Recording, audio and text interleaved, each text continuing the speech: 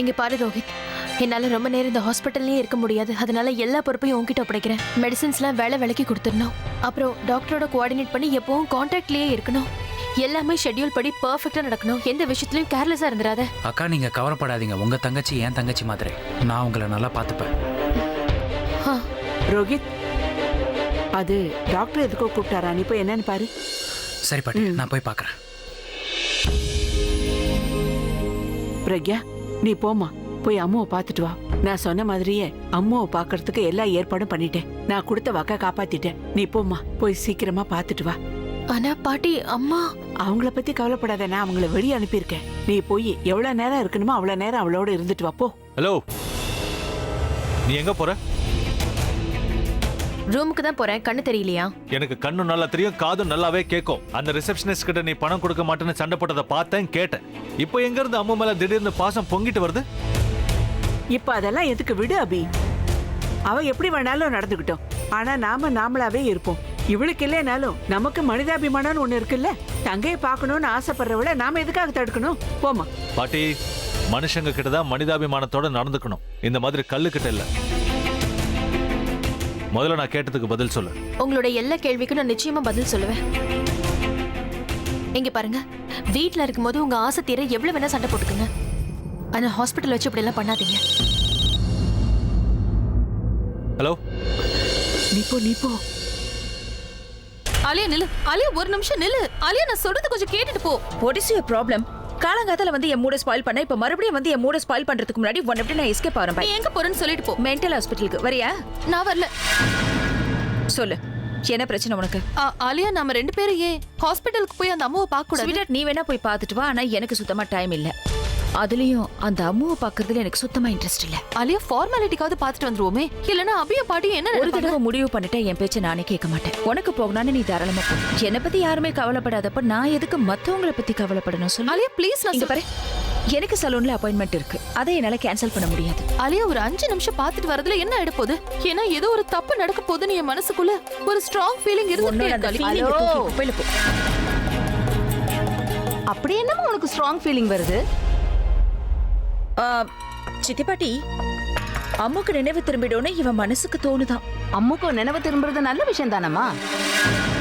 அத கேட்டு நீ ஏன் இவ்வளவு டென்ஷன் ஆகுற ஆலியா? ஏன் சித்தி பாட்டி, உங்களுக்கு தெரியாதா அவளோட முகம் எப்படி செதஞ்சு போயிருக்குன்னு? அதோட அவளோட வோக்கல் கார்டும் டேமேஜ் ஆயிருக்கு. இப்படிப்பட்ட கண்டிஷன்ல அவளுக்கு நினைவு திரும்பிச்சுன்னா கொஞ்சம் யோசிச்சு பாருங்க. பாவம் அம்மு எந்த அளவுக்கு ஷாக் ஆவா. அதான் எனக்கு மனசு என்னமோ ஒரு மாதிரி யூனோ கவலையில ஒரு மாதிரி பாரமா இருக்கு. அத நினைச்சா என் மனசுக்கும் ரொம்ப வருத்தமா தான் இருக்கு. நீங்க ரெண்டு பேரும் இப்ப ஹாஸ்பிட்டலுக்கு தான் போறீங்களா? இல்ல, நான் இப்ப போல சித்தி பாட்டி. நான் போல இவ தான் போறேன். இல்லதானோ? இங்க பாத்தீங்களா, பேப்பர்ல பயங்கரமான ஒரு நியூஸ் வந்திருக்கு. இந்த உலகம் எங்க போகுதுன்னு தெரியல. அப்படி பேப்பர்ல என்னதாமா நியூஸ் போட்டிருக்கான்? இப்போலாம் சில பேர் காண்ற கனவு உண்மையிலே பழிச்சிடுதான் பாட்டி. நம்ம பார்ட்டிக்காக ஹையர் பண்ண அந்த கேட்டரை நான் போய் பார்த்தேன்.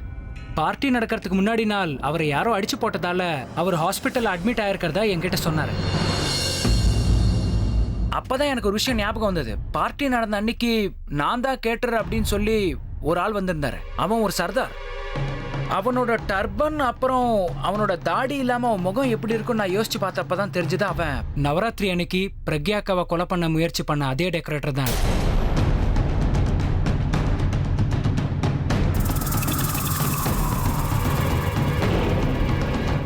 அந்த டெக்கரேட்டரை நான் சும்மா விட போறதில்ல.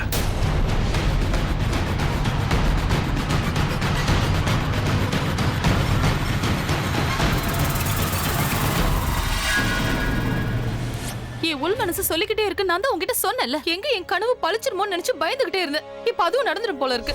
ஆலியா, ஒருவேளை அந்த விஜய் நம்ம 3 பேர் பேரையும் சொல்லிட்டானா அதுக்கப்புறம் எனக்கும் அபிக்கும் எப்படி கல்யாணம் நடக்கும்? என்ன மன்னிக்கவே மாட்டான். அபி என்ன அடியோட வெறுத்து இந்த வீட்டை விட்டு என்ன வெளியில அனுப்பிடுவான். அக்கா சுயநலவாதியா உன்னை பத்தி பேச ஆரம்பிச்சிட்டியா? நான் என்ன பத்தி மட்டும் யோசிக்கலாம் ஆலியா.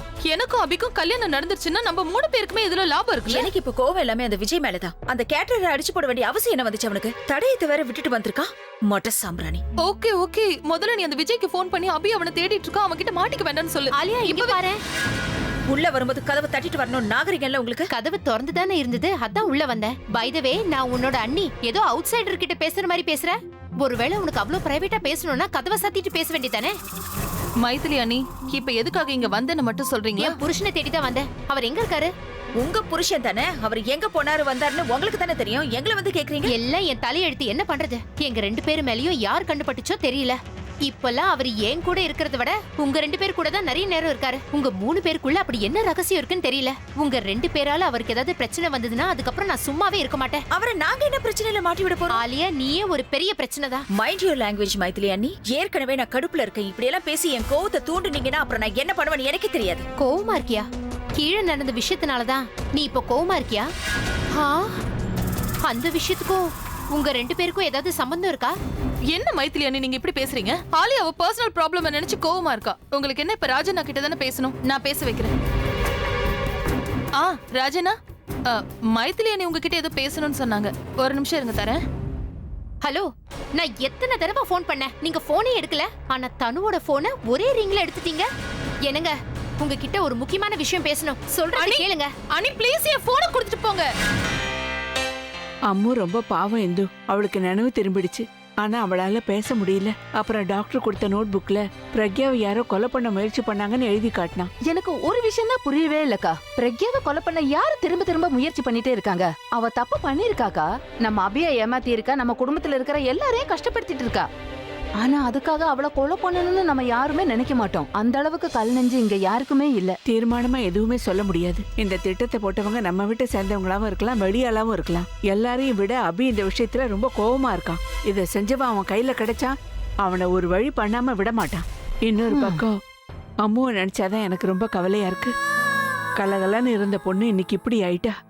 அவளோட இந்த நிலைமையை பார்க்க முடியாம பிரபா உள்ளுக்குள்ளேயே புழுங்கிட்டு இருக்கான். ஆனா அதை வெளியே காட்டிக்காம சரளாவுக்கு ஆறுதலா இருக்கான். ஆமாக்கா, அந்த அம்மாவை நினைச்ச ரொம்ப பாவமா இருக்கு. இதுல அவ தப்பு எதுவுமே இல்ல. அவ அக்காவை காப்பாத்தப்போ இப்படி ஆயிடுச்சு. இவ்வளவு நடந்து பிரக்யாவை பாத்தீங்களா? அம்மாவை நினைச்சு அவ கொஞ்சம் கூட கவலைப்படவே இல்ல. நாம எல்லாரும் அழுதுட்டு இருக்கோம். கூட பிறந்தவளுக்காக ஒரு சொட்டு கண்ணீர் கூட அவ விடல. என்னால இதை நம்பவே முடியல. அவனுக்கு எவ்வளவு தைரியம் இருக்கணும்? இந்த வீட்டுக்குள்ளேயே வந்து உங்க மேலேயே பழிய போட்டுட்டு போனவன் திரும்பவும் இந்த வீட்டுக்குள்ள வரான்னா எவ்வளவு நெஞ்செழுத்தம் இருந்திருக்கணும். இதெல்லாம் வச்சு பார்க்கும்போது என்னோட சந்தேகம் உண்மைன்னு தோணுது. என்ன?